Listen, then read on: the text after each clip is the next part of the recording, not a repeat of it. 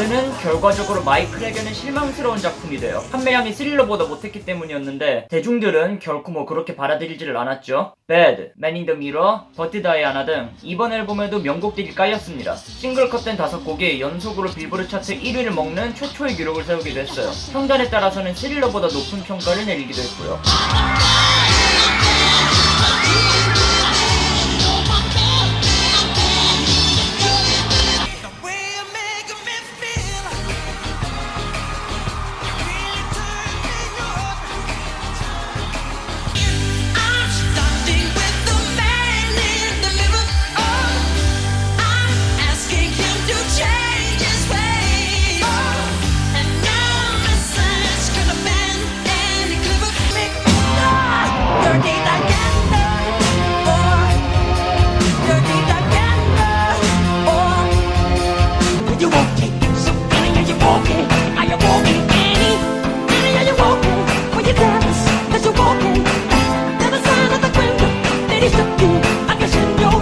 이 앨범에서는 스릴러의 혁명을 따라간 부분도 보였죠. 예를 들어서 배드의 뮤비는 스릴러보다 더 길어서 아예 20분짜리예요. 이런 일이 있었습니다. 저는 짧은 버전만 보고 배드 뮤비가 참 좋다고 생각했었는데 어느 날 학교 선생님이 마이클 잭슨 뮤비 컬렉션을 들고 오시더라고요. 그래서 수업시간 10분 남았는데 뭐 보고 싶은 거 있으면 말해보래요. 저는 배드를 보여달라고 생떼를 썼고 선생님은 후회하지 않을 자신이 있겠냐면서 배드를 틀어주셨습니다. 그리고 전 반 전체 분위기를 침묵으로 이끌었죠. 스무스 크리미널 같은 경우에는 또 하나의 획기적인 댄스를 창조했어요. 몸을 거의 180도 각도로 굽히는 링 댄스.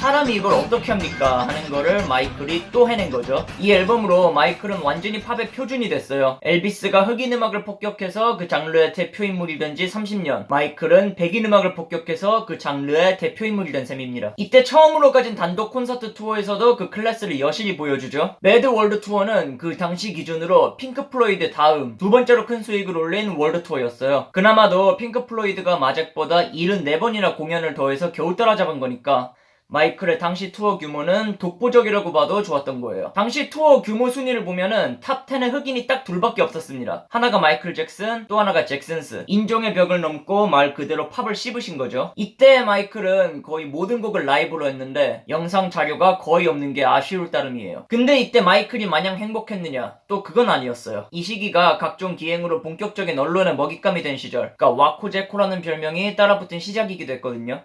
갑자기 마이클을 이상하게 보는 시선이 엄청 많아졌죠. 침팬지를 맨날 데리고 다니는 것도 그렇고 산소 체인버 안에서 자고 있는 것도 그랬습니다. 사실 그 산소 챔버는 마이클이 호기심에 한번 들어가 본 거였는데 마치 영생을 위해 매일 그곳에서 자는 것처럼 소문이 퍼져서 곤욕을 치르게 된 케이스였죠. 그리고 사정이 어찌됐든 그런 소문에 방점을 찍은 게 확 바뀐 얼굴이었고요. 뒤늦게 수록된 배드의 11번째 트랙 Leave Me Alone이 바로 그런 루머를 겨냥한 노래였습니다. 마이클은 애고가 누구보다 강한 사람이었죠. 팝은 자기가 꽉 쥐었으니 자신이 사회에도 공헌할 수 있는 일이 없을지 항상 살펴봤어요. 기부활동도 활발히 했었고 세계 평화에 큰 관심을 가졌던 거는 이미 공공연한 사실이고요. 그 대표적인 예가 바로 일회성 올스타 팀을 만들어서 작업한 We Are The World. 이전에 밴드에이드가 Do They Know It's Christmas라는 곡을 낸 거에 자극받아서 만든 미국판 자성곡이었어요.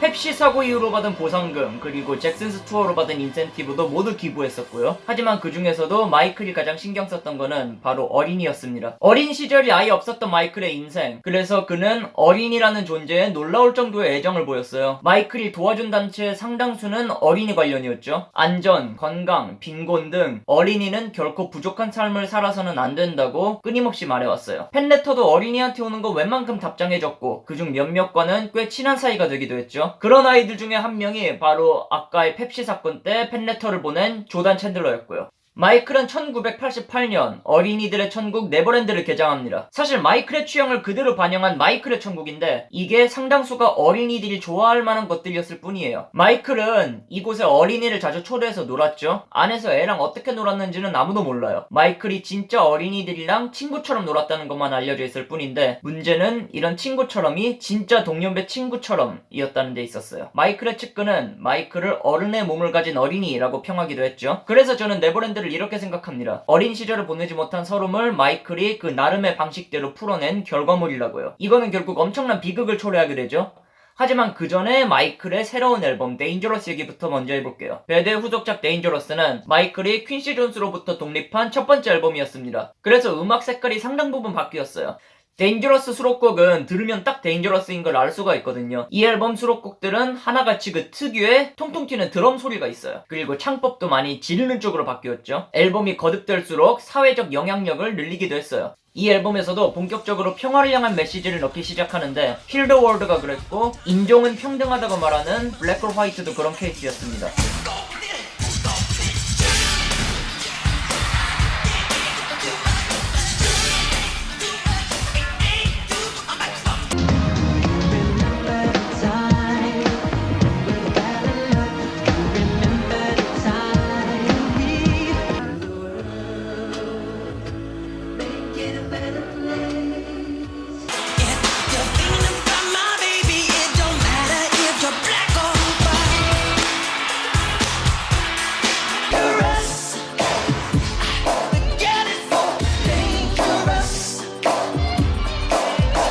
싱글은 블랙 올 화이트만 빌보드 1위를 차지하는 등 생각보다 부진하지만 앨범 전체적으로는 판매량 3천만 장으로 여전한 판매량을 보여주죠. 역시 마이클 잭슨이었어요. 그리고 이 시기부터 마이클의 퍼포먼스적 능력이 더욱 도드라지기 시작하는데 대표적으로는 슈퍼볼이 있었습니다. 마이클 잭슨의 쇼가 사실상 슈퍼볼 하프타임 쇼의 시초였다고 봐도 좋아요. 토스트 기법이라고 불리는 등장신 하나만으로 역대급을 찍어버렸죠.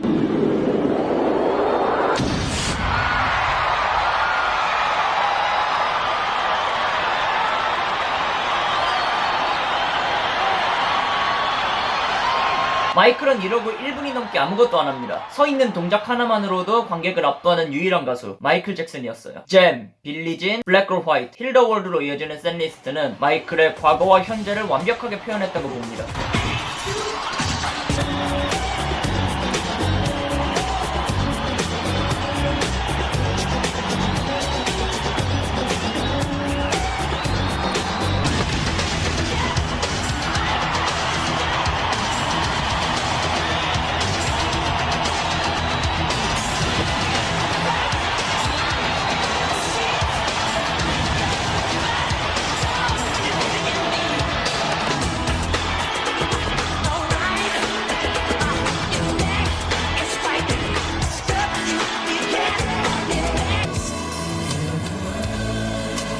출연료도 안 받은 공연에서 그 완벽주의가 폭발해버린 거예요. 나를 모르는 사람들도 슈퍼볼에선 모두 나를 볼 것이다. 그래서 실제 콘서트 못지않은 퀄리티를 보여주는데 실제로 여기서 사용한 연출은 콘서트에서도 사용이 됐죠. 마이클은 그렇게 슈퍼볼을 전 세계인의 축제로 만들었어요. 이 데인저러스 투어는 유일하게 영상화되어서 공식 발매되기도 했습니다. 전설의 부클래시티 공연 실황이 바로 이 데인저러스 투어에서 나왔어요. 이 다음 투어부터 마이클의 립싱크 비율이 급격하게 늘어나기도 했고 이 투어가 마이클이 전성기 때까지 마지막 투어이기도 하고 그런 이유로 데인저러스 투어는 여러모로 마이클을 대표하는 월드 투어로 남아있어요. 마이클을 한순간에 추락시킨 그 소송이 시작된 게 바로 마이클이 아시아 투어에 막 돌입할 때쯤이었습니다. 영원한 오명의 시작이었던 바로 그 사건, 1992년부터 1년에 걸렸던 이 사건의 경과를 차근차근 짚어보도록 할게요. 펩시 때 처음으로 인연이 닿은 조단 챈들러와의 관계가 문제였죠. 1992년에 처음으로 같이 만나서 친분을 쌓게 되는데 조단을 네버랜드에 초대하고 끊임없이 교류하다가 소송이 걸린 거예요. 마이클은 1992년부터 조단과 본격적으로 친해지게 돼요. 차가 고장나서 들른 렌터카 회사의 사장이 바로 조단의 의붓아버지였는데 이 사람이 우리 아들이 당신 광팬이라면서 마이클과 아들을 연결시켜줬다고 하죠. 마이클은 다른 슈퍼스타랑은 분명히 달랐습니다. 가족이 건네준 전화번호로 진짜 전화를 걸고 조단과 계속 연락하는 사이가 돼요. 조단이 게임 좋아한다니까 아케이드 게임이 가득한 자기 아파트로 초대하기도 했고요. 자, 여러분이 조단 가족이라면 마이클 잭슨이 자기 아들이랑 친하다는 사실을 믿을 수가 있겠습니까? 네버랜드로 자기들을 초청하는데 이게 꿈이냐 생시냐 싶죠. 그래서 네버랜드를 가요. 조단은 마이클과 즐거운 시간을 보내고 가족들도 네버랜드에서 시간을 보내면서 즐거운 시간을 가집니다. 여기까지는 참 드라마 같은 이야기인데 그 모습을 고깝게 보는 사람이 있었으니 그게 바로 조단의 친아버지 에반 챈들러였죠. 에반은 이 관계를 단숨에 뒤집는 대사건을 터뜨리고 말아요.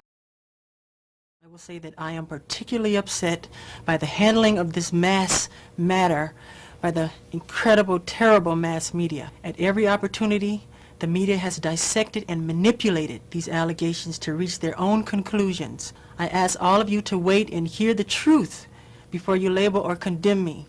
Don't treat me like a criminal, because I am innocent.